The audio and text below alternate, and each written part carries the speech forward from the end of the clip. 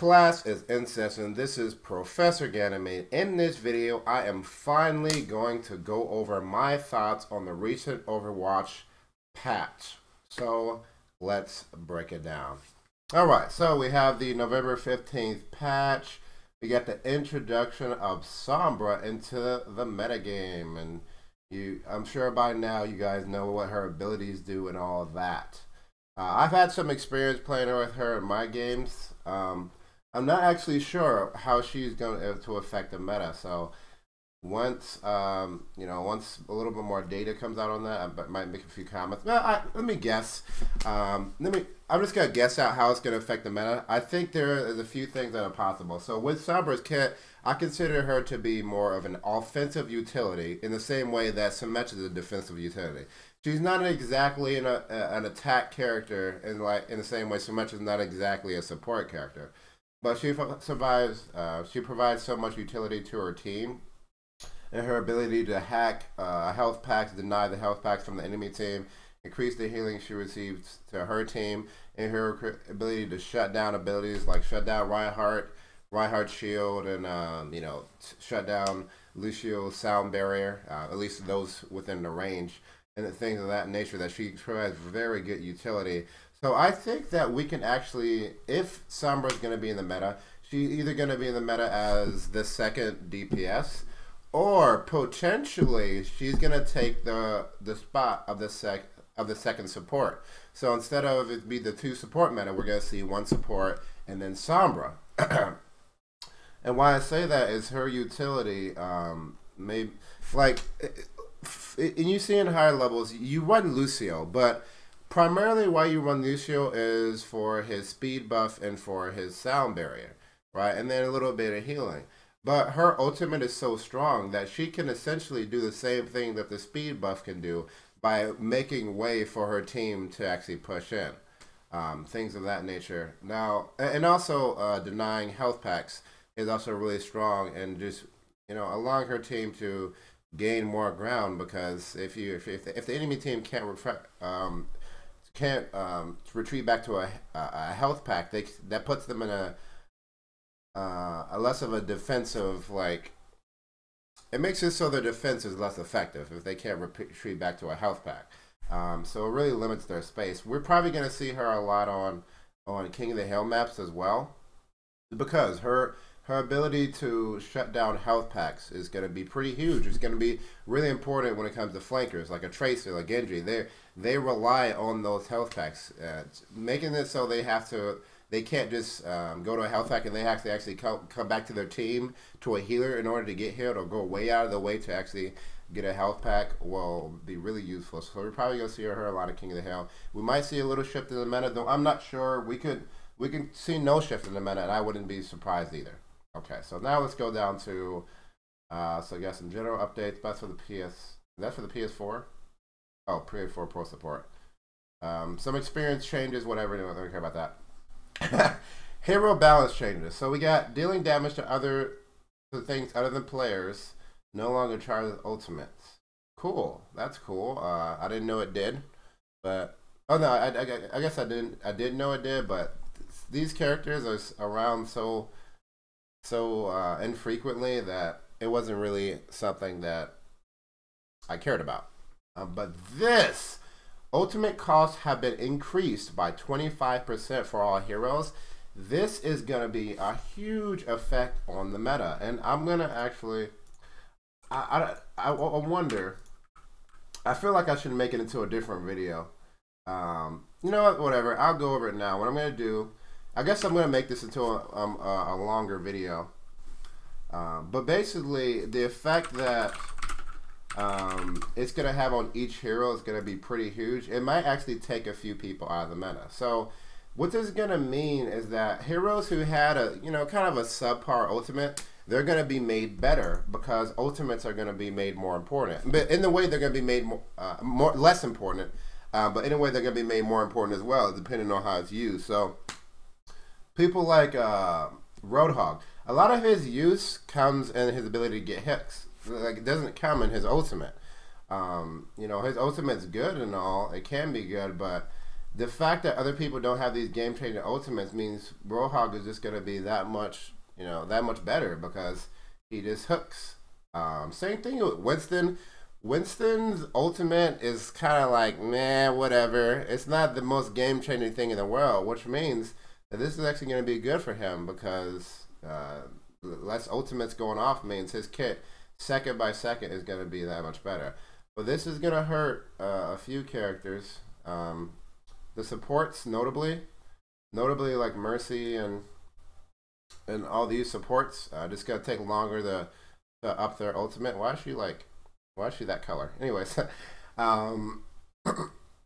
also it's gonna mean, man, so defensives are gonna be harder to break, because a lot of times when you're attacking, let's say Eichenwald or Hanamura, you wait for your ultimate. So you're like, okay, if the enemy team has a good defense, the only way you're gonna break that if you rush in, maybe add a nano boost to Reinhardt or something like that.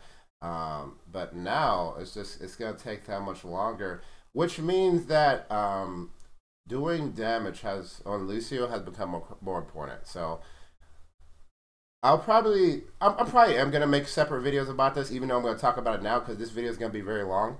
But I used to say that it was more important to survive and be safe with Lucio rather than do damage and spam. I have been testing out doing damage specifically for the purpose of getting ultimate, and I've been a little bit on the fence.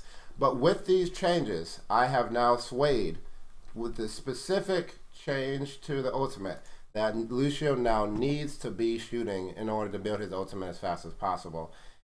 And then once he gains his ultimate, stop shooting and focus on getting the perfect ultimate, because it's going to take so much longer to get it. So he needs to do everything he can to get that ultimate, which means this doesn't mean compromise your safety. I mean, doing damage is gonna be it's always gonna be a small compromise to your safety because you can only focus on so many things at once. But he needs to do it now. You need to be back. You need to be somewhere elevated, hopefully, and you need to be shooting at where the enemy is. So for the chance that you can get a few hits and maybe get 15 or 20 ultimate charge over time to add to your ultimate. It's going to be especially important. Alright, so now we have next one. Ana no longer increases movement speed, the nano boost. Alright, so I've been playing Ana, and this has done what they intended, which is to make nano boosting other players more viable. But really, I mean, I still nano boost Reinhardt. So you still nano boost Reaper because I mean, it doesn't make them as ridiculous as before, but it's still good. I mean, still nano boost like a Pharah or, I don't know, a Genji. I mean, and Genji is basically not affected. I mean, he's a little bit affected. But it's not as good, but it's still good. And the Ana's nano boost is still really good, especially if the person you nano boost is already in combat. What this does, it makes it so you should probably be nano boosting a person that's already in combat as opposed to nano boosting and then having them run into combat. Like, I was in a game where my Genji's like, okay, nano boost me. And he's just standing right in front of me. And I'm like, I didn't want to trigger him, so I nano boosted him. And then he would have to waste time running into combat. Ideally, you want Genji to already be like, activating his ultimate. And then you nano boost him as he's about to swing. So that would just incentivize people to use her a little bit more effectively. Because I'm sure people weren't using it as effectively as they could. But also, this will make the presence of Lucio... we're going to get to it, but no, I'm going to get to it right now. They nerfed Lucio's healing per second by 10%, and Lucio's overall healing output has always been on par with or even higher than Overwatch other healers, and his other benefits made him an almost mandatory pick. This is not the problem with Lucio. I mean, it has AoE. Amp it up, healing per second has been increased. Oh, okay, I'm just realizing right now, that's only amp it up. It's not his heal it's not what his passive heal. That's interesting. Okay, so only amp it up. That's not as bad as I thought it was. But they did nerf it. But that's not going to make him fall out of meta. And if anything, it's going to make the Lucio Ana combo. It's going to make Lucio more important. The nerf to speed buff of this is going to make Lucio more important because now a Lucio will be able to effectively allow his team to kite Ana's nano boost. And then the nano boosting team to counter that is going to need a Lucio so they could have the person who nano boosting get in. Otherwise, he's just going to be kited to death. Like, Lucio is going to be made more important. He's going to be made more mandatory. Like, I don't understand what their idea is behind this. It's crazy. Anyways, let's go to Diva. Call mech. Ultimate cost has been decreased by 20%. Oh, decreased. Okay. Okay. Mech health increased from 200, armor rate to 400, move speed. This is just a huge buff. Reduce the cost of Call Mech ultimate ability to compensate for the increased ultimate cost across all heroes. Diva players should experience a noticeable change. The rest of these changes help Diva extend attachments well or creep pressure. What I miss? Yeah. This is just a straight up buff to Diva because they want to put her in the meta.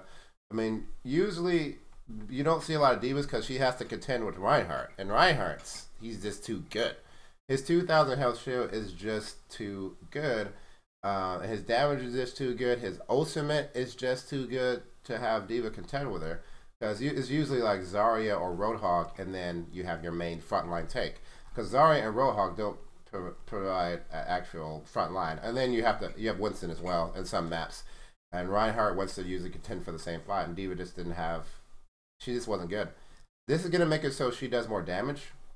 I'm not sure if this is going to make her more prominent in the meta, though. At least with like higher level play. Not even higher level. Diamond and above was probably still going to see prominent presence of Reinhardt and Winston.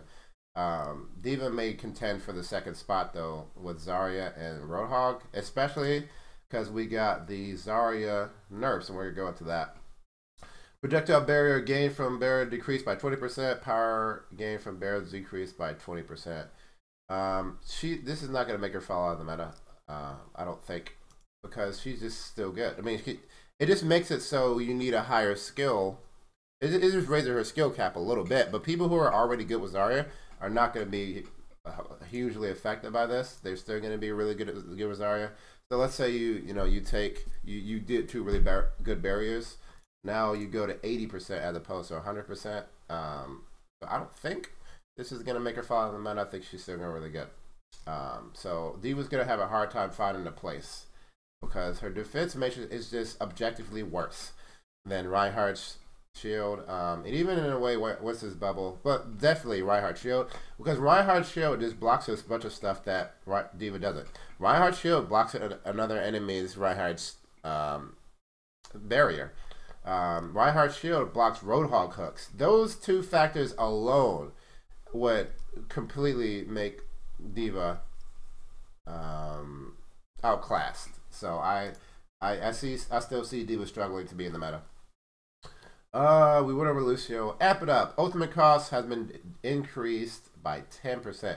Was really given a much larger raise. Now it's coming up to freaking extend the impact it can have. Man, this is just one. This is one thing that is wrong with May's Blizzard. I mean, with May as a character.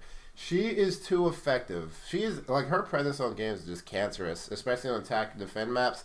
Her presence on, like, Eichenwald and Hanamura is just cancerous because she just walls in a team that's not coordinated, which is going to be most teams because most players are, like, below Diamond. Most players are below Diamond, so they can't coordinate enough to break the wall fast enough to actually get effective out of it. And then her ice block is fine, but it's her wall and her combined with her ultimate that it just stalls. It just consumes time. It's bullshit. And what I think needs to happen is her wall, the health of her wall needs to be reduced, or the cooldown needs to be increased on her wall, because that's really souring the experience for a lot of low level players. If you're below Diamond, if you're like low Diamond and below, like May's wall, just like people don't have the coordination just to be like shoot the middle pillars so we can break the wall really fast and then rush in. But even then, like she's causing something to happen that only an ult should allow. Like she's like, her ability is literally infecting the entire enemy team and making them go, basically funneling them through one passage, even if they break the wall. That should be an ultimate ability. There is no way that should be just an ability on like a 10-second cooldown or something like that. May's wall is too strong, and I think I would really like to see them address that, or change the maps Hanamura and Eikeval, so there's a viable second path for people to go to who don't have, like, you know, the ability to fly around to the back, you know, like a Diva or Genji, because Mei makes those maps like the cancer. It's just cancer. This sucks. Like, screw this girl. She needs this, but she also needs either a nerf to her wall, or they need to change those maps. Game of skill in my chat. You said you agree with the Mei wall HP nerf? Yeah. It's pretty. It's lame. Mercy. Passive health regeneration now activates with Mercy voice taking damage for 1 second, formerly 3 seconds. Just let it survive more easily by evading enemy fire. Yeah, this is good. I've actually started to play Mercy a little bit more as well. I see that from the VODs that people have sent me, that people still struggle with Mercy's positioning. I mean, a lot of people. Again, 90% of the player base is below diamond. You know, is diamond or is like low diamond or below, which means there's a lot of things that a lot of people don't know. So I'm gonna start playing Mercy. I'm learning Ana as well. I think I'm not that good with Ana, but I'm learning her. And mostly because I'm still working on my aim. But I'm gonna start putting out videos for Mercy and Ana as well, because people are struggling with positioning, and I gotta show them the way, guys. But this is good. This is good. It's gonna make her more viable. Now the changes to the ultimates, that's gonna be interesting with Mercy. But I've played her. I don't think it's had that bad of an effect on Mercy. In fact, I think it kind of balances out, because the big battles are usually initiated by ultimates, and by the time between big battles has reduced, or has increased. So it takes more time for the enemy team to build up ultimates to be able to make a big push, which gives Mercy time to build her ultimate as well. So it kind of counteracts it, and it just makes her more survivable. That's always nice. Farah, rocket launcher. Minimum explosion damage has been increased by 13%. Minimum explosion knockback has been decreased to 0%. Lift increased by 30. These changes will make the explosions for Farah's rockets launch more deadly, so hitting with targets should feel better. Her jump jets are also getting a boost to increase minimum. So I heard from one of the top Farah players in the world that this was going to destroy Farah because of the knockback change. I'm not sure why he thinks that, but he's a top Farah player. I'm sure he knows.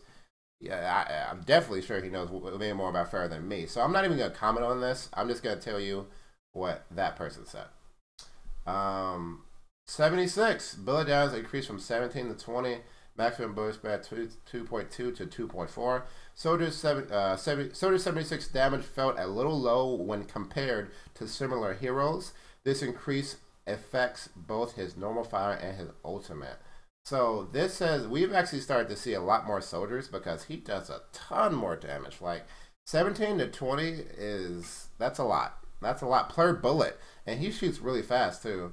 And then his ultimate is so deadly now. This has definitely put Soldier 76 back in the meta. He does a lot of damage. I'm not sure if he's gonna overtake McCree in like the top tier games, because McCree still has flashbang, but I think we're gonna see more of him. He'll sneak his way back in the meta. That's my prediction. Tourbillon. Scrap is now automatically generated over time. The amount of scrap collected from a fallen enemy has been decreased by 40%. Forge hammer swing speed increased by 25%. Damage decreased by 25%. Interesting. Armor packs has always been a powerful tool in Tourbillon's arsenal, but it was often difficult to gather enough scrap to give your team a legitimate boost when they needed it.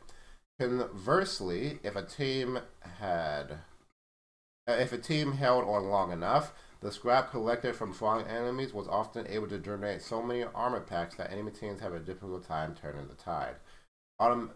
Automatically generating scrap over time helps smooth out these differences and make Tourbillon more viable. His hammer swing speed was increased to help him construct level 2 turrets more quickly. Interesting. I feel 76 is a bit too reliable DPS now, and ultimate is just devastating. Yeah. He would 76 is definitely gonna be a more reliable DPS.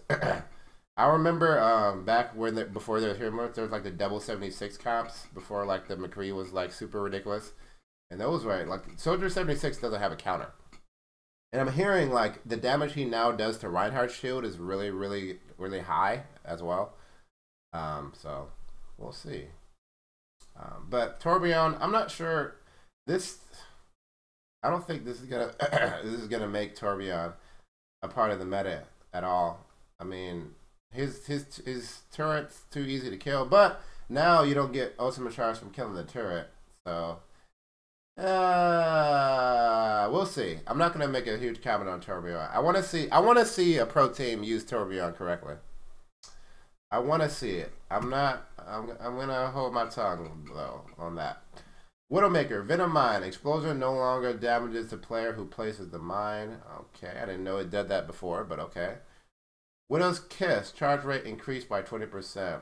These changes allow Widowmaker to be more flexible and reactive. Yeah, we're going to see a lot more Widows. Again, I don't like Widow. I never liked Widow. I don't like anything about her. She's annoying. They're trying to bring her back so she can fire more, basically, is what this is. So we might see her more in the meta. Because I remember back when Widows was ridiculous. Like, people, they're like these pro Widows who like did these hook shots. You know, they hook somewhere and then they shoot. They may actually be able to do this now again. So we might see a lot more Widows back in the meta, but Widow is probably the least interactive character in the game because you can't. She's so far back that you can't really have real counterplay against her except like having a Reinhardt shield or something like that, or killing her with another Widow. That was always the problem with a sniper in this game, is there's so little interaction between the Widowmaker and the people she kills. I'm not even sure I even like Widow. I like Ana though because she does little damage. It gives you time to react to Ana, but Widow, if she gets a headshot, you just die. I don't like that. I don't like that. I don't like one-shot kills basically. And I'm a support player, so this is coming from my perspective. But I feel like I don't know. I feel like she should, you know, one shot, one kill is a sniper thing. But I don't know. I just don't like non-interactive kills. You just round the corner and then you die. I don't like that. Then we already went over Zarya. There was one, they have a bunch of bug fixes, but they also had this big one. There was a big bug fix. Oh, yeah. Okay. Fix the bug that allowed players to contest the payload from a protected area above the gas station on Route 66. No. Oh my god. Okay, so basically there's this spot above the gas station where, you know, if the payload's down here, you can be hiding behind the spot, and there's like two blocks that are blocking your blocking line of sight, and you can just hide in the corner of those two blocks and be contesting the payload, and the people won't be able to see you. And it's really bullshit, and I'm not surprised that they fixed it. But I used that as Lucio. I did use that, and they finally fixed it. So that sucks. That's sad. But you know what? It was a bullshit spot anyway, so I'm not mad at them. So yep. So those are my thoughts on the new patch. Very interesting. A lot of big changes. Most of them for the better. So yeah, I hope you guys enjoyed that. This has been Professor Ganymede. Thanks for watching. Class dismissed.